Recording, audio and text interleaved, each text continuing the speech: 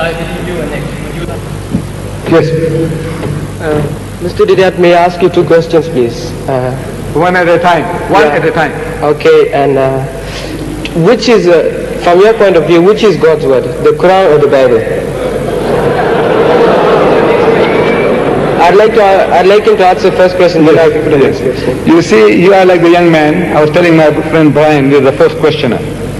I was telling him before coming in. I said, amazing situation. You see, you tell a fellow story about Romeo and Julie.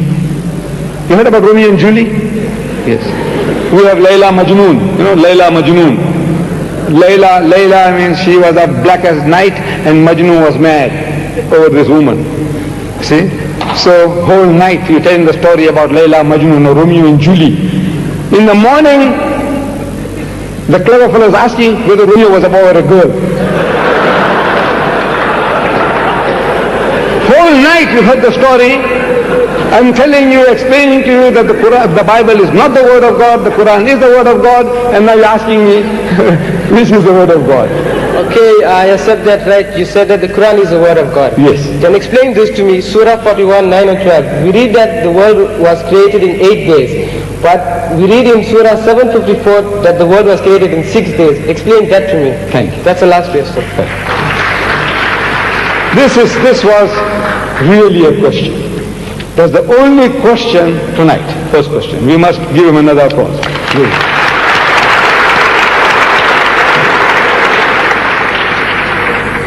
I'm answering that brother there. I said, this was the first question tonight by God. He said, you see the Quran, we mentioned in the Quran just now, I read to you that the Bible says that God created the heavens and the earth in 6 days. The Quran says created in 6 days. The days are, we won't go into details, 6 days, 6 days. He quotes another chapter, chapter 41, verses so and so, 9, 10, 11, 12. He said, it says, God created the heavens and the earth in 8 days. Now, he hasn't read. He's reading, thumb sucking from somebody. Somebody told him so, and he uttered the words. If he saw the Quran doesn't say anywhere that God created the heavens and the earth in 8 days. Never. No.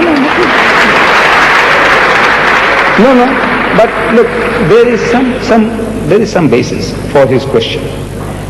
The Quran doesn't say. You see, like what I said, one, none. That's a contradiction. 4 or 40, that's a contradiction. If the Quran said 6, 8, also contradiction, we'll have to admit. But the Quran doesn't talk like that at all. He doesn't talk like that at all. You see, he's tongue sucking from what somebody said. He doesn't know. If I give him the Quran, he can never find it. See, he will be able to read that God created the earth in 2 days, and the earth and everything else in 4 days, and he created the heavens in 2 days. That's how the Quran speaks. 2, 4, 2. So he says 8. You see, these are stages. Stages God is talking about, that the earth itself, he started the creation, 2 periods of time, 2 eons, 2 stupendous periods of time.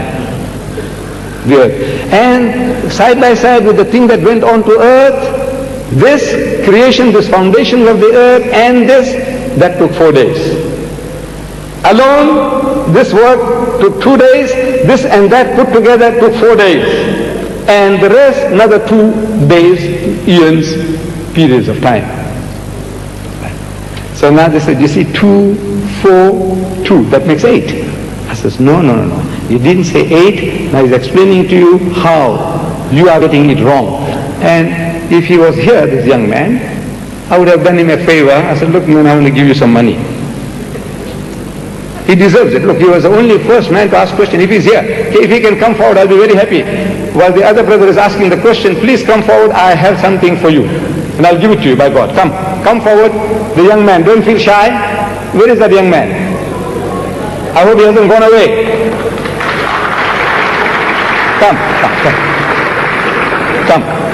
Come, my son. Come.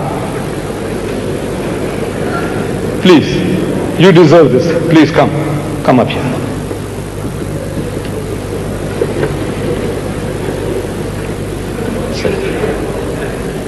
Stand. Right, you may ask the question, then I'll... Yes, your question.